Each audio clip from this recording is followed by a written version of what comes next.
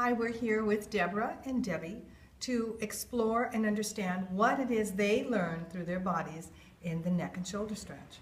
So, let's, who wants to jump in first? I will. Good. I was very surprised that the subtleness of just bringing my shoulders down, anchoring my shoulder, that I was lifting. I was not aware until you brought my attention to that spot in my body that I was lifting my shoulders when I was doing the stretch. Excellent. Excellent.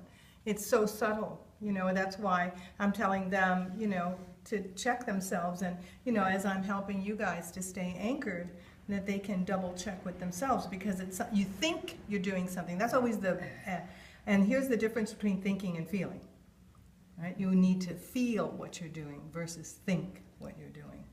And that's a big difference, and it's a really important key. Also emotionally, I realized that in that, the movement, because I always tend to feel so responsible, and sometimes I hold my voice, my path of communication, I hold it in because I feel like I'm responsible for that person's feelings. And that's where I realize I'm losing, that I tend to lose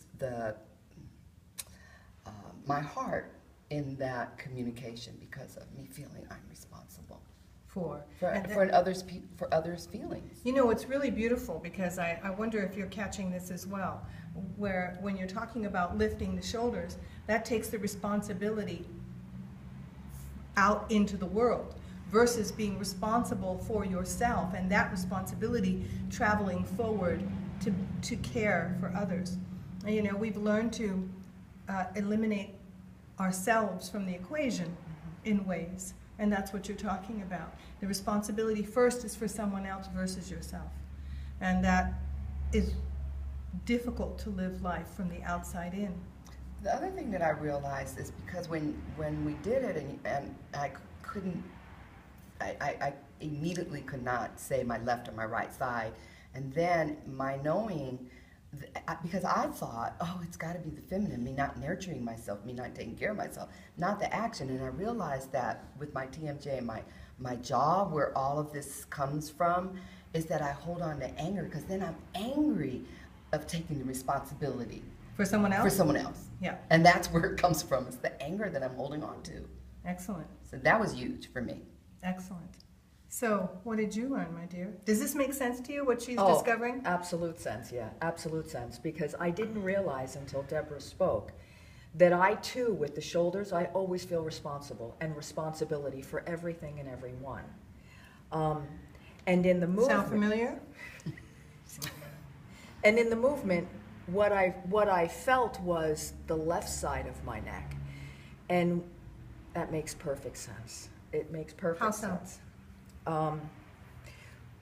When I speak, I'm from the East Coast, and I have always considered myself to be tough. What I'm learning is I'm tough with myself. And in opening up the left side, I'm learning how to speak to myself with care, how to speak to myself with kindness. Because that's something I didn't get growing up. I didn't get the nurturing or the kindness or the care. And I'm learning to do that for myself. And I feel that in the opening here, and I know it's with my words. Wonderful. About me.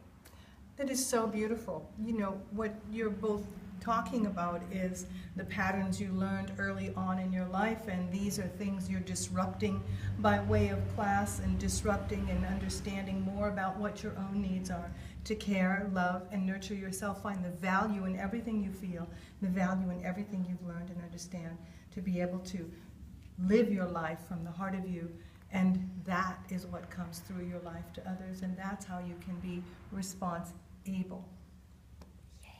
Yay! Yes! Yes.